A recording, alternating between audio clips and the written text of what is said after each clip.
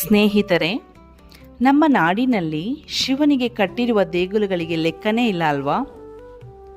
ಕೆಲವೊಂದು ಕಡೆ ಜಗದೀಶ್ವರನು ಪಾರ್ವತಿಯ ಸಮೇತ ನೆಲೆ ನಿಂತರೆ, ಇನ್ನೂ ಕೆಲವೊಂದು ಕಡೆ ಗಂಗೆಯ ಜೊತೆಯಲ್ಲಿ ನೆಲೆ ನಿಂತು ಭಕ್ತರನ್ನು ಉದ್ಧರಿಸುತ್ತಿದ್ದಾರೆ. ಅದರಲ್ಲೂ ಪರಮೇಶ್ವರನು ಮಲ್ಲಿಕಾರ್ಜುನ ಸ್ವಾಮಿಯಾಗಿ ನೆಲೆ ನಿಂತ ಈ ಕ್ಷೇತ್ರದಲ್ಲಿ ಪ್ರತಿ ವರ್ಷವೂ ಕೂಡ ಗಂಗೋದ್ಭವ ಆಗುತ್ತೆ. ಇದು ಈ ದೇಗುಲದಲ್ಲಿ ಮಾತ್ರ ನಡೆಯುವಂತಹ ಸೋಜಿಗದ ಸಂಗತಿಯಾಗಿದೆ. ಬನ್ನಿ ಹಾಗಾದರೆ ಆ ಪುಣ್ಯಕ್ಷೇತ್ರ ಯಾವುದು, ಅಲ್ಲಿನ ಮಹಿಮೆಗಳೇನು ಎಂಬುದನ್ನು ಇವತ್ತಿನ ಈ ವಿಡಿಯೋದಲ್ಲಿ ತಿಳಿದುಕೊಂಡು ಬರೋಣ. ಆದರೆ ಅದಕ್ಕೂ ಮುನ್ನ ನೀವು ಇನ್ನು ನಮ್ಮ ಚಾನಲ್ಗೆ ಸಬ್ಸ್ಕ್ರೈಬ್ ಆಗಿಲ್ಲ ಅಂದರೆ ಕೂಡಲೇ ಸಬ್ಸ್ಕ್ರೈಬ್ ಮಾಡಿ, ಹಾಗೆಯೇ ಬೆಲ್ ಬಟನ್ ಕ್ಲಿಕ್ ಮಾಡಿ. ವೇದಾವತಿ ನದಿಯ ದಂಡೆಯ ಮೇಲೆ ಮಲ್ಲಿಕಾರ್ಜುನ ಸ್ವಾಮಿಯ ಭವ್ಯವಾದ ಆಲಯವಿದ್ದು, ಈ ದೇಗುಲವನ್ನು 1019ರಲ್ಲಿ ವೀರಶೆಟ್ಟಿ ಗೌಡ ಎಂಬುವವರು ನಿರ್ಮಾಣ ಮಾಡಿದ್ದಾರೆ. ಈ ದೇಗುಲವನ್ನು ಕ್ರಿಸ್ತಶಕ 1102ರಲ್ಲಿ ಹೊಯ್ಸಳರ ರಾಜರಾದಂತಹ ಹರಿಹರ ಸೋಮೇಶ್ವರರು ಈ ದೇಗುಲವನ್ನು ಜೀರ್ಣೋದ್ಧಾರ ಮಾಡಿದ್ದಾರೆ ಅಂತ ಹೇಳ್ತಾರೆ. ನಕ್ಷತ್ರಾಕಾರದಲ್ಲಿ ನಿರ್ಮಿಸಿರುವ ಈ ಆಲಯದ ಸುತ್ತಲೂ ಕಂಬಗಳಿಂದ ಕೂಡಿದ ಪ್ರಾಕಾರವಿದ್ದು, 3 ಅಂತಸ್ತಿನ ರಾಜಗೋಪುರವು ಈ ದೇವಾಲಯದ ಸೌಂದರ್ಯವನ್ನು ಹೆಚ್ಚಿಸುತ್ತದೆ. ಗರ್ಭಗುಡಿ, ಅಂತರಾಳ, ಪ್ರದಕ್ಷಿಣ ಪಥ, ವಿಶಾಲವಾದಂತಹ ಪ್ರಾಂಗಣವನ್ನು ಹೊಂದಿದ್ದು, ಇಲ್ಲಿನ ಮುಖ್ಯ ಗರ್ಭಗುಡಿಯ ಒಳಗಡೆ ಮಲ್ಲಿಕಾರ್ಜುನ ಸ್ವಾಮಿಯು ಗಂಗಾ ಸಮೇತನಾಗಿ ಉದ್ಭವ ಲಿಂಗ ರೂಪದಲ್ಲಿ ನೆಲೆ ನಿಂತು ಭಕ್ತರನ್ನು ಹರಸುತ್ತಿದ್ದಾನೆ.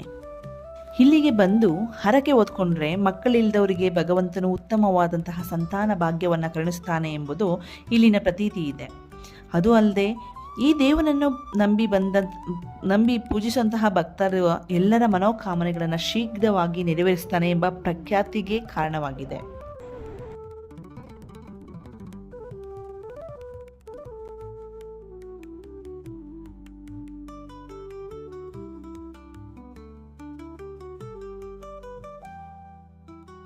ಇಲ್ಲಿಗೆ ಬಂದು ಹರಕೆ ಹೊತ್ಕೊಂಡ್ರೆ ಮಕ್ಕಳು ಇಲ್ಲದವರಿಗೆ ಭಗವಂತನು ಉತ್ತಮವಾದ ಸಂತಾನ ಭಾಗ್ಯವನ್ನು ಕರುಣಿಸ್ತಾನೆ ಎಂಬ ಪ್ರತೀತಿ ಇದೆ.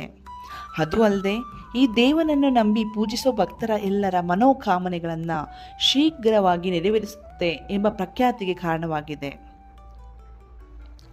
ಈ ಸ್ಥಳದಲ್ಲಿ ಮಲ್ಲಿಕಾರ್ಜುನ ಸ್ವಾಮಿ ಬಂದು ನೆಲೆ ನಿಲ್ಲೋದರ ಹಿಂದೆ ರೋಚಕವಾದಂತಹ ಕಥೆಯೂ ಕೂಡ ಇದೆ.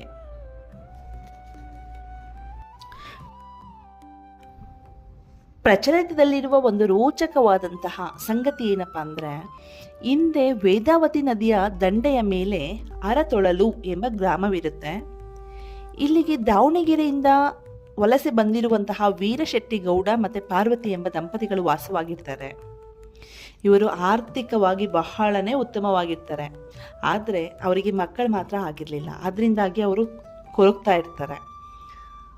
ಅವರ ಬಳಿ ನೆಚ್ಚಿನ ಕಪಿಲೆ ಎಂಬ ಒಂದು ಹಸು ಇರುತ್ತೆ. ಆ ಕಪಿಲೆ ಈಗಿರುವಾಗ ಕರುವೊಂದಕ್ಕೆ ಜನ್ಮವನ್ನು ನೀಡುತ್ತೆ. ಆದರೆ ಕರುವಿಗೆ ಮಾತ್ರ ಹಾಲನ್ನ ನೀಡ್ತಾ ಇರಲಿಲ್ಲ. ಇದನ್ನು ಗಮನಿಸಿದಂತಹ ವೀರಶೆಟ್ಟಿ ಗೌಡರು ಹಸುವನ್ನು ನೋಡಿಕೊಳ್ತಾ ಇದ್ದಂತಹ ವೀರಪ್ಪ ಎಂಬುವವರಿಗೆ ಹಾಲು ಏನಾಗ್ತಾ ಇದೆ ಎಂಬುದನ್ನು ಪತ್ತೆ ಹಚ್ಚೋದಿಕ್ಕೆ ಹೇಳ್ತಾರೆ. ಹೀಗಿರುವಾಗ ಒಂದು ದಿನ ಕಪಿಲೆಯು ವೇದಾವತಿ ನದಿಯ ಎಡದಂಡೆಯ ಮೇಲೆ ಇರುವಂತಹ ಉತ್ತಕ್ಕೆ ಹಾಲನ್ನು ಸುರಿಸ್ತಾ ಇರೋದನ್ನ ಕಂಡು ಗೌಡರಿಗೆ ತಿಳಿಸ್ತಾರೆ. ಈ ಘಟನೆಯ ನಂತರ ಅದನ್ನು ಪರೀಕ್ಷಿಸಲೆಂದೇ ವೀರಪ್ಪರೊಂದಿಗೆ ಘಟನೆ ಸ್ಥಳಕ್ಕೆ ಹೋಗಿ ಕಪಿಲೆಯು ಉತ್ತಕ್ಕೆ ಹಾಲೆರೆತಿರೋದನ್ನು ಕಂಡು ದಿಗ್ಭ್ರಾಂತರಾಗ್ತಾರೆ.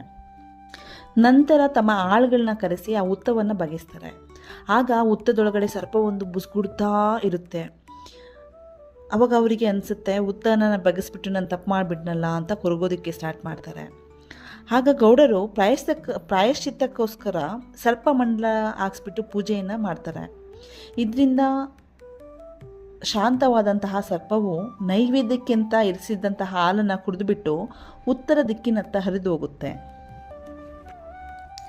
ಅದೇ ದಿನ ರಾತ್ರಿ ಕನಸಿನಲ್ಲಿ ಪರಶಿವನ ಬಂದು, ಇಂದು ನೀನು ಉತ್ತನ ಬಗ್ಸಿದಿಲ್ಲ, ಆ ಸ್ಥಳದಲ್ಲಿ ನಾನು ಮಲ್ಲಾಸುರನೆಂಬ ರಾಕ್ಷಸನ ಸಂಹಾರ ಮಾಡಿದ್ದೆ. ಹಾಗಾಗಿ ನೀನು ಈ ಜಾಗದಲ್ಲಿ ನನಗೋಸ್ಕರ ಒಂದು ದೇಗುಲವನ್ನು ನಿರ್ಮಿಸು, ನಿನಗೆ ಸಂತಾನವಾಗುತ್ತೆ ಅಂತ ಹೇಳ್ತಾರಂತೆ. ಶಿವನ ಅಪ್ಪಣೆಯಂತೆಯೇ ಗೌಡರು 2 ಅಂಕಣದ ಆಲಯವನ್ನು ನಿರ್ಮಿಸ್ತಾರೆ. ಈ ದೇಗುಲವನ್ನು ನಿರ್ಮಿಸಿದ ಮೇಲೆ ಗೌಡರಿಗೆ ಪುತ್ರ ಸಂತಾನ ಲಭ್ಯವಾಗುತ್ತೆ. ನಂತರ ಈ ದೇವರ ಮಹಿಮೆಯನ್ನು ಕಂಡು ಹರಿಹರೇಶ್ವರ ರಾಜನು ತನಗೆ ಮಕ್ಕಳಾದರೆ ಇನ್ನೂ ಬೃಹತ್ ಆಕಾರವಾಗಿ ದೇಗುಲವನ್ನು ಕಟ್ಟಿಕೊಡುತ್ತೇನೆಂದು ಹರಕೆ ಹೊತ್ಕೊಳ್ತಾರೆ. ಆಮೇಲೆ ಈ ರಾಜನಿಗೂ ಕೂಡ ದೇವರ ಆಶೀರ್ವಾದದಿಂದ ಸಂತಾನ ಭಾಗ್ಯ ಲಭಿಸುತ್ತೆ. ಆಗ 1102ರಲ್ಲಿ ಹೊಯ್ಸಳ ಅರಸರಾದಂತಹ ಹರಿಹರ ಸೋಮೇಶ್ವರರು ಈ ದೇವಾಲಯದ ಜೀರ್ಣೋದ್ಧಾರ ಮಾಡ್ತಾರೆ. ಈ ದೇವಾಲಯವನ್ನು ಬಹಳ ವಿಶಾಲವಾಗಿ ದೊಡ್ಡದಾಗಿ ನಕ್ಷತ್ರಾಕಾರದಲ್ಲಿ ಕಟ್ಟುತ್ತಾರೆ. ಈ ದೇವಾಲಯದಲ್ಲಿ ವೀರಭದ್ರೇಶ್ವರ ಸ್ವಾಮಿ, ಗಣಪತಿ, ಆಂಜನೇಯ ಸ್ವಾಮಿ, ಅಂತರಘಟ್ಟಮ್ಮ, ಚೌಡೇಶ್ವರಿ ದೇವಿ, ನವಗ್ರಹಗಳು, ಭದ್ರಕಾಳಮ್ಮ ಮತ್ತು ನಾಗರಕಟ್ಟೆ, ಗಂಗಮ್ಮ, ಕಾಳಿಕಾಂಬ ದೇವರು, ಈ ಎಲ್ಲ ದೇವರುಗಳು ಸಹ ಇಲ್ಲಿ ನೆಲೆಗೊಂಡಿದ್ದಾರೆ. ಇತ್ತೀಚೆಗೆ ದೇವಾಲಯದ ಹೊರಭಾಗದಲ್ಲಿ ನಂದಸ್ಮಿತವಾದಂತಹ ಶಿವನ ಪ್ರತಿಮೆಯನ್ನು ನಿರ್ಮಿಸಿದ್ದಾರೆ. ಪ್ರತಿ ವರ್ಷ ಪಾಲ್ಗುಣ ಶುದ್ಧ ನವ ನಕ್ಷತ್ರದ ದಿನ ಮಲ್ಲಿಕಾರ್ಜುನ ಸ್ವಾಮಿ ರಥೋತ್ಸವ ಜರುಗುತ್ತದೆ. ಆ ಸಮಯದಲ್ಲಿ ಬರುವ ಪುಬ ನಕ್ಷತ್ರದಲ್ಲಿ ಗರ್ಭಗುಡಿಯಲ್ಲಿರುವಂತಹ ಶಿವನ ಜಟೆಯಲ್ಲಿ ಗಂಗಾ ಉದ್ಭವವಾಗುತ್ತೆ. ಇದು ವರ್ಷದಲ್ಲಿ 1 ಬಾರಿ ಮಾತ್ರ ನಡೆಯುತ್ತೆ. ಈ ಅಪರೂಪದ ಪವಾಡವಾಗಿದ್ದು ಈ ಗಂಗೋದ್ಭವವನ್ನು ನೋಡೋದಕ್ಕೆ ರಾಜ್ಯದ ಮೂಲೆ ಮೂಲೆಗಳಿಂದಲೂ ಈ ಕ್ಷೇತ್ರಕ್ಕೆ ಜನರು ಆಗಮಿಸ್ತಾರೆ. ನಿತ್ಯ ತ್ರಿಕಾಲ ಪೂಜೆ ನಡೆಯುವ ಮಲ್ಲಿಕಾರ್ಜುನ ಸ್ವಾಮಿಯನ್ನು ನಿತ್ಯ ಬೆಳಿಗ್ಗೆ 8 ಗಂಟೆಯಿಂದ ಮಧ್ಯಾಹ್ನ 3 ಗಂಟೆಯವರೆಗೂ ಮತ್ತು ಸಾಯಂಕಾಲ 5 ಗಂಟೆಯಿಂದ ರಾತ್ರಿ 8 ಗಂಟೆಯವರೆಗೂ ದರ್ಶನವನ್ನು ಮಾಡಬಹುದಾಗಿದೆ.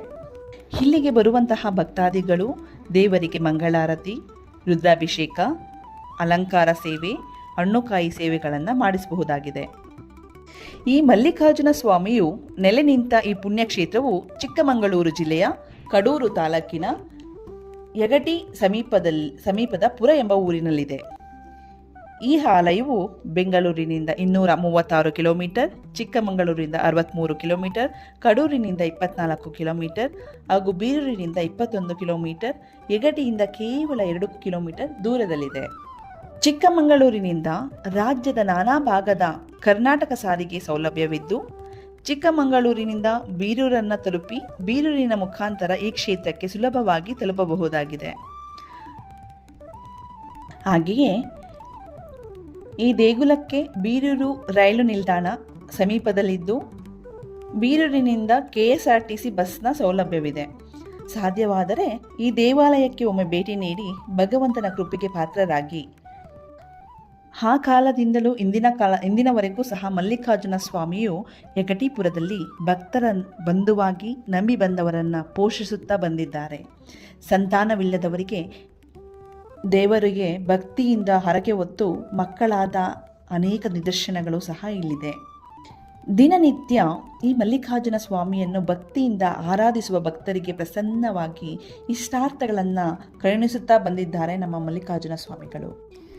ಸಾಧ್ಯವಾದರೆ ಈ ದೇವಾಲಯಕ್ಕೆ ಒಮ್ಮೆ ಭೇಟಿ ನೀಡಿ ಭಗವಂತನ ಕೃಪೆಗೆ ಪಾತ್ರರಾಗಿ ಅಂತ ಹೇಳ್ತಾ ಇವತ್ತಿನ ಈ ವಿಡಿಯೋವನ್ನು ಮುಗಿಸ್ತಾ ಇದ್ದೇನೆ. Thank you everyone. ನಿಮ್ಮ ಅನಿಸಿಕೆ ಅಭಿಪ್ರಾಯಗಳನ್ನು ಈ ಕಮೆಂಟ್ ಬಾಕ್ಸ್ನಲ್ಲಿ ಹಂಚಿಕೊಳ್ಳಿ. ಧನ್ಯವಾದಗಳು.